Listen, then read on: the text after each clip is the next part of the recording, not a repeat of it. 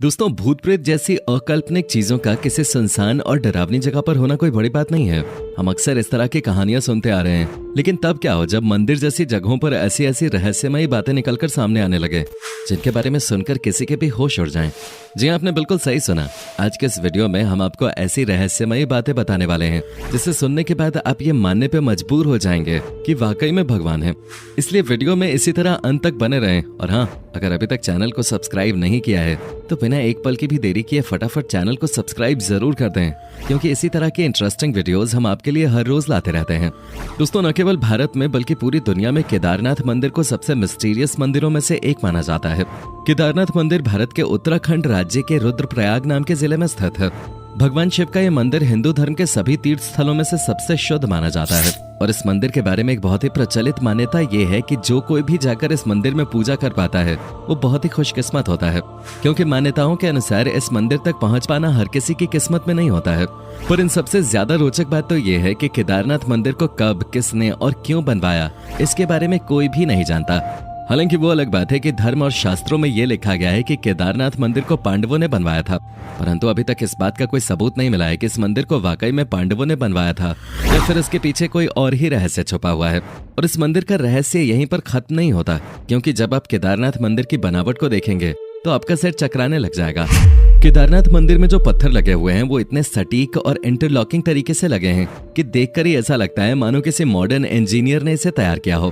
पर ऐसा होना तो संभव नहीं है, क्योंकि ये मंदिर आज से हजारों साल पुराना है। और जिस किसी भी वक्त ये मंदिर बना होगा उस वक्त आज के समय में इस्तेमाल की जाने वाली मॉडर्न टेक्नोलॉजी का नामो निशान तक नहीं था। ऐसे में बिना किसी वर्तमान टेक्नोलॉजी के इस मंदिर को ऐसा बनाना अपने आप में किसी चमत्कार से कम नहीं है, क्योंकि कोई भी तूफान आए या फिर कितना ही बड़ा बवंडर क्यों ना आ जाए, इस मंदिर को कुछ भी नहीं हो सकता।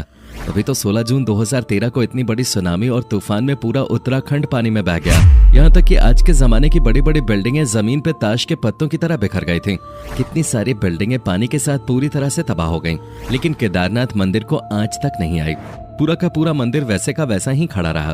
भले ही पानी का सैलाब मंदिर के अंदर तक पहुंच गया था, जिसकी वजह से पूरा मंदिर पानी से डूब गया, लेकिन मंदिर को कुछ भी नहीं हुआ।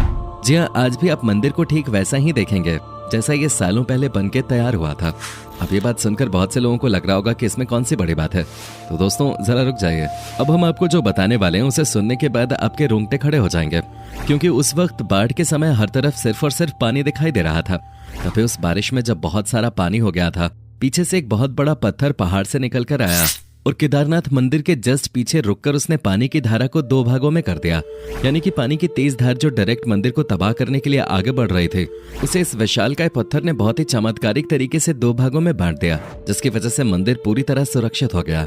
ऐसे में सबसे बड़ा सवाल यह आता है कि जब लेटेस्ट टेक्नोलॉजी और मजबूत पत्थरों का इस्तेमाल करके बनी बड़ी बड़ी बिल्डिंग्स पानी के बहाव को नहीं झेल सकी और टूटकर बिखर गई, तो भला केदारनाथ मंदिर क्यों नहीं डूब सकता था। अब आप इसे कुछ भी कहें, लेकिन जब सारी बिल्डिंग्स टूटकर बिखर रही थीं, तो एक विशालकाय पत्थर ने मंदिर को सुरक्षित रखने का काम किया। इस घटना के बाद लोगों को यह एहसास हुआ कि सच में जिस केदारनाथ मंदिर की पूजा करने के लिए लोग मीलों की दूरी तय करके आते हैं, वो वाकई में कितना रहस्यमयी और चमत्कारिक है।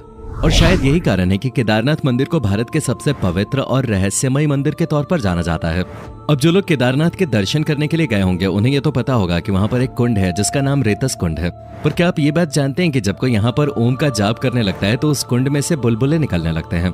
अब जाहिर सी बात है ये कोई नॉर्मल चीज तो है नहीं, इसलिए बहुत से अलग अलग एक्सपर्ट्स और रिसर्चर्स ने यहाँ आकर इस बात को जानने की कोशिश की कि आखिर ऐसा क्यों होता है।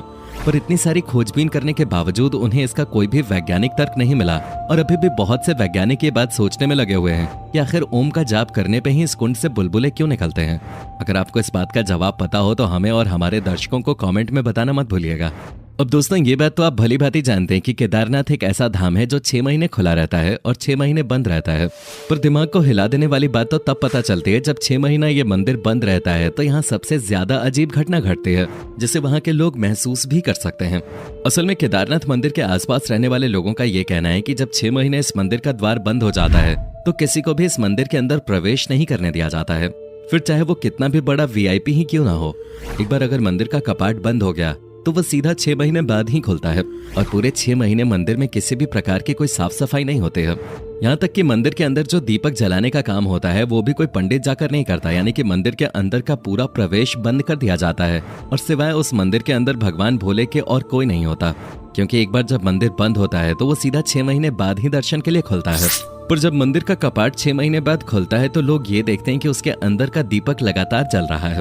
अब जाहिर सी बात है दोस्तों, अगर आप किसी कमरे को 6 महीने तो क्या 6 दिन के लिए भी बंद करके चले जाएंगे, तो जब उसे दोबारा से खोलेंगे तो उसमें बहुत सारी धूल मिट्टी और तरह तरह के कीड़े मकोड़े घूमने लगेंगे। यानी कि जिस हाल में आपने उस कमरे को छोड़ा होगा उस हाल में तो कमरा बिल्कुल भी नहीं होगा, क्योंकि कमरा बंद हो या फिर खुला हो, अगर हम उसमें साफ सफाई नहीं करते तो प्रकृति किसी न किसी तरीके से उस पर अपना कब्जा करना शुरू कर देती है, फिर चाहे धूल मिट्टी के जरिए हो या फिर छोटे छोटे कीड़े मकोड़ों के जरिए। लेकिन जब स्वयं ब्रह्मांड को चलाने वाले भोलेनाथ किसी जगह पे हो तो प्रकृति की क्या मजाल कि वो उस जगह के आसपास भी फटक सके। तभी तो पूरे 6 महीने बाद जब केदारनाथ का कपाट खुलता है तो वो बिल्कुल भी गंदा नहीं होता। जिस स्थिति में पंडित कपाट को बंद करते हैं उसी स्थिति में कपाट को खोलने पर अंदर का मंदिर बिल्कुल उसी स्थिति में मिलता है। अब चलिए, ये बात तो फिर भी हजम हो जाती है कि कपाट बंद करने के 6 महीने बाद जब मंदिर को खोला जाता है तो उसमें सब कुछ बिल्कुल वैसा ही होता है। लेकिन 6 महीने तक लगातार बिना किसी की सहायता के दीपक का जलना सच में एक बहुत बड़ा चमत्कार है। यहाँ तक कि लोगों का मानना है कि केदारनाथ के इस मंदिर में 6 महीने तो इंसान भगवान शिव की आराधना करते हैं, लेकिन जब कपाट बंद हो जाता है तो उसके बाद 6 महीने तक दूसरे देवी देवता आकर भगवान की पूजा करते हैं और इस बात का सबूत जलता हुआ दिया चीख चीख कर देता है। वरना क्या आपने कभी सुना है कि किसी मंदिर में 6 महीने तक एक दिया जल ही रहा है और वो बुझने का नाम ही नहीं ले रहा? इस तरह का चमत्कार सिर्फ और सिर्फ केदारनाथ में ही हो सकता है। इसलिए कहा जाता है कि केदारनाथ मंदिर में भगवान की असीम शक्तियां मौजूद हैं। यही वजह है कि लोग केदारनाथ मंदिर को इतना ज्यादा पवित्र और रहस्यमयी मानते हैं। लोगों के मन में केदारनाथ के लिए जो आस्था और विश्वास है वो वाकई में अद्भुत है, क्योंकि ये मंदिर खुद बहुत अद्भुत है, जिसकी तुलना हम किसी भी दूसरे मंदिर से नहीं कर सकते। हालांकि कहने को तो ये भगवान का घर है और बाकी मंदिर भी भगवान के ही घर हैं, लेकिन जो चमत्कारिक शक्तियां आपको केदारनाथ में आने के बाद महसूस होंगी वो आपको कहीं भी महसूस नहीं होंगे। मंदिर के अंदर कदम रखते ही ऐसा लगता है मानो स्वयं भगवान शिव का हाथ सिर पे आ गया है और अब सारी तकलीफें खुद ब खुद ही मिट जाएंगे। और हम ये बात सिर्फ इसलिए नहीं कह रहे हैं कि ये किसी धर्म विशेष का मंदिर है और सभी को इसमें होने वाले चमत्कारों पर विश्वास करना चाहिए। हम इसलिए कह रहे हैं क्योंकि इस मंदिर में होने वाले चमत्कार प्राकृतिक नियमों से बिल्कुल अलग हैं, जो कि विज्ञान के दृष्टिकोण से भी काफी रोचक हैं। अब आप किसी भी धर्म से क्यों न ताल्लुक रखते हैं, लेकिन अगर आप विज्ञान को मानते हैं तो एक बार इस मंदिर में जाकर यहाँ होने वाले चमत्कारों को जरूर महसूस करिएगा, जिसके बाद आपको ये समझ में आ जाएगा कि इस दुनिया में कुछ ऐसी भी चीजें हैं जिनका विज्ञान से कोई लेना देना नहीं है, वो सिर्फ और सिर्फ चमत्कार पर चलते हैं। बाकी आप केदारनाथ मंदिर में होने वाले चमत्कारों पर कितना विश्वास करते हैं इसके बारे में हमें कमेंट में जरूर बताइएगा। और इसी तरह के रोमांचक वीडियोस को लगातार देखते रहने के लिए चैनल को लाइक, शेयर और सब्सक्राइब करना बिल्कुल भी ना भूलें। धन्यवाद।